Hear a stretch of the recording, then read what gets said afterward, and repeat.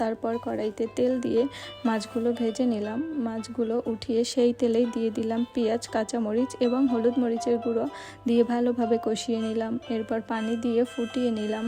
পানিটা ফুটে উঠলে তার মধ্যে মাছ ছেড়ে দিলাম। দেন ঝোল টেনে গেলে উঠিয়ে নিলাম।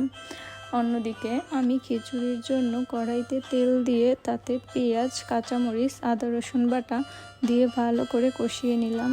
এরপর এর মধ্যে খিচুড়ির মশলা, গরম মশলা গুঁড়া, গোটা গরম মশলা, হলুদ মরিচের গুঁড়া, ধনিয়ার গুঁড়া ও লবণ দিয়ে ভালো করে কষিয়ে নিয়ে তার মধ্যে দিয়ে দিলাম চিনি গুঁড়া চাল, আলু ও মসুর ডাল যেটা আমি আগে ধুয়ে রেখেছিলাম। এরপর এর মধ্যে দিয়ে দিলাম 3 টুকরো রসুন। তারপর হয়ে গেলে সার্ভ করে নিলাম। এর সাথে নিয়ে নিলাম আমের চাটনি, যেটা দিয়ে খিচুড়ি খেতে খুবই ভালো লাগে। আজকে এই পর্যন্তই। সবাই ভালো থাকবেন, সুস্থ থাকবেন। আল্লাহ হাফেজ।